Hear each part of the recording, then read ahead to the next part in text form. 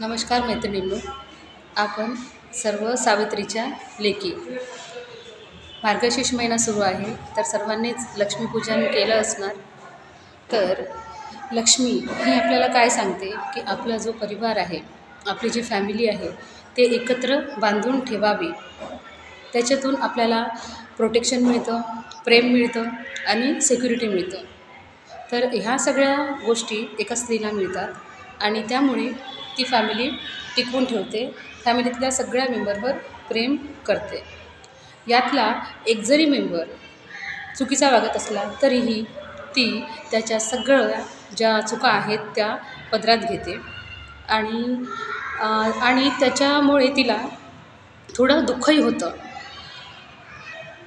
कितीतरी अपमान पचवत ती लढत राहते. जीवनात येणाऱ्या प्रत्येक संकटाला ती यशस्वीरित्या तोंड देते. स्वतःच्या फॅमिलीचा सपोर्ट ती बनते. फायनान्शियल आणि इमोशनल लॉस झाल्यावरही ती आपल्या फॅमिलीला कधीही सोडत नाही. तर याचं कारण काय?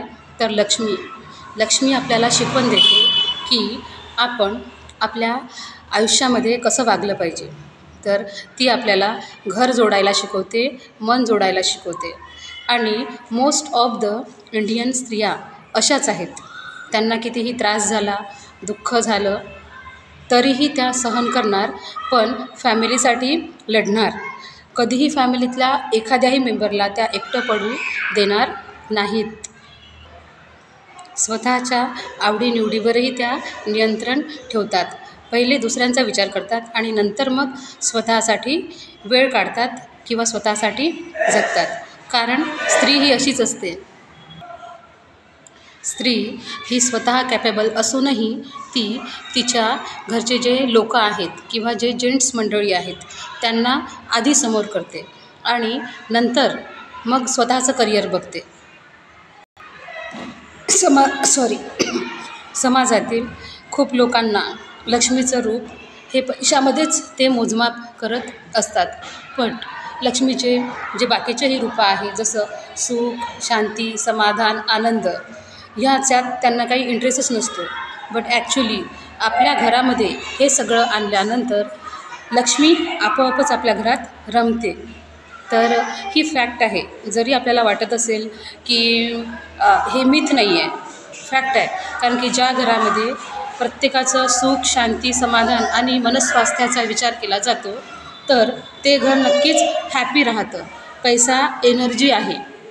तर ती एनर्जी आपण कितीही धरून ठेवायचा प्रयत्न केला तर एनर्जी, तो फिजिक्सच्या रूलनुसार आपल्याला माहीतच आहे की energy is neither created nor destroyed, it only changes it forms. ह्या म्हणीनुसार जो जाणारा पैसा आहे तो जाणारच आणि जो येणारा पैसा आहे तो येणारच.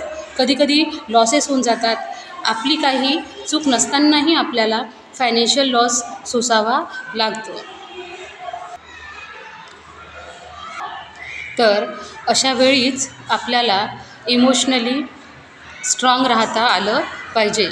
आपल्या घरातल्या प्रत्येक मेंबरला अशा सिच्युएशनला समजून घेता आलं पाहिजे. कारण की कुणालाही स्वतःहून दुःख आपल्याकडे ओढून घेणं नक्कीच आवडत नाही. तर अशा वेळी त्या व्यक्तीला इमोशनल सपोर्ट द्यावा. Because peoples are more important than money. जर तुम्ही एखाद्या व्यक्तीला चांगल्या रीतीने ट्रीट केलं, त्याला इमोशनल सपोर्ट दिला तर वाईटातला वाईट व्यक्तीसुद्धा चांगला बनवू शकतो. पण याच्यासाठी गरज असते खूप पेशन्सची. कधीकधी आपणच आपल्या मुलांना काही पण बोलून जातो रागाच्या भरामध्ये. आपण त्यांच्या मनाचा विचार करत नाही. परंतु आपण हे लक्ष ठेवलं पाहिजे की आपल्याला जी देवाने मुलं दिलेली आहेत ती गिफ्ट आहेत. तर आपण ती कशा प्रकारे सांभाळायला हवी हे सुद्धा आपल्याला कळलं पाहिजे. आपल्याच तोंडाने आपल्या मुलांचा अपमान करू नये. त्यांच्याशी चांगलं वागावं, त्यांच्याशी चांगलं बोलावं आणि तुम्हाला तुमचे मुलं जसं तुम्हाला घडवावेसे वाटतात त्याच प्रकारचा उच्चार घरामध्ये करावा.